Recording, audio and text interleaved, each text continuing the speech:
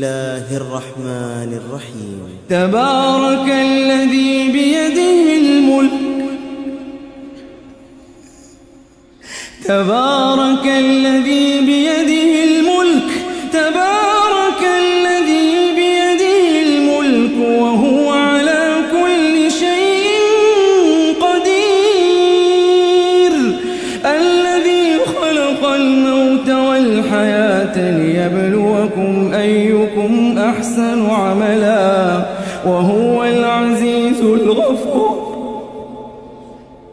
وهو العزيز الغفور وهو العزيز الغفور الذي خلق 7 سماوات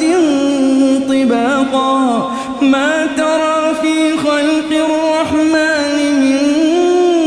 تفاوت فارجع البصر هل ترى من فطور ثم ارجع البصر كرتين ينقلب إليك البصر خاسئا وهو حسير ولقد زينا السماء الدنيا بمصابيح وجعلناها رجوما للشياطين وأعتدنا لهم عذاب السعير وللذين كفروا بربهم عذاب جهنم وبئس المصير إذا ألقوا فيها سمعوا لها شهيقا وهي تفور تكاد تميز من الغيظ كلما ألقي فيها فوج سألهم خزنتها ألم يأتكم نذير قالوا بلى قد جاءنا نذير فكذبنا وقلنا ما نزل الله من شيء إن أنتم إلا في ضلال كبير وقالوا لو كنا نسمع أو نعقل ما كنا في أصحاب السعير فاعترفوا بذنبهم فسحقا لأصحاب السعير إن الذين يخشون ربهم بالغيب لهم مغفرة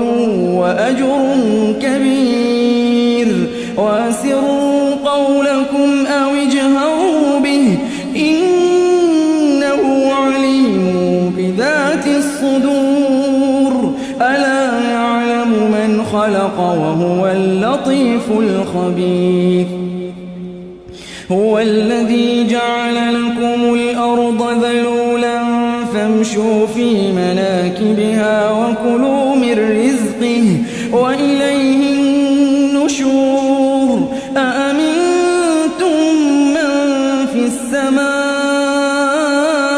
أن يخسف بكم الأرض فإذا هي تمور أم أمنتم من في السماء أن يرسل عليكم حاصبا فستعلمون كيف نذير ولقد كذب الذين من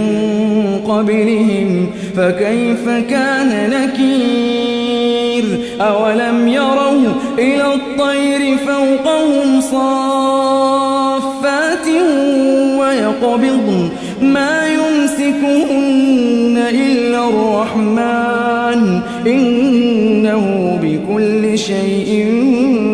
بصير أمن هذا الذي هو جند لكم ينصركم من دون الرحمن إن الكافرون إلا في غرور أمن هذا الذي يرزقكم إن أمسك رزقه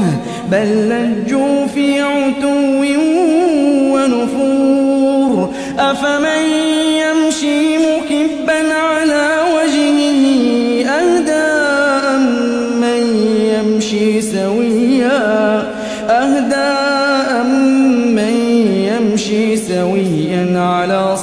صراط مستقيم. قل هو الذي أنشأكم وجعل لكم السمع والأبصار والأفئدة قليلا ما تشكرون. قل هو الذي ذراكم في الأرض وإليه تحشرون. ويقولون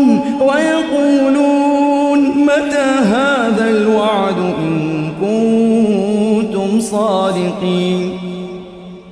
قل إنما العلم عند الله وإنما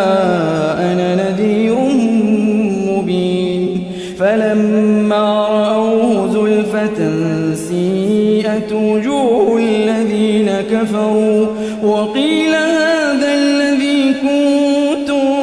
به تدعون. قل أرأيتم إن أهلكني الله ومن معي أو رحمنا فمن يجير الكافرين من عذاب أليم. قل هو الرحمن آمنا به وعليه توكلنا فستعلمون من هو في ضلال مبين. قل أرأيتم إن أصبح ماؤكم غورا فمن يأتيكم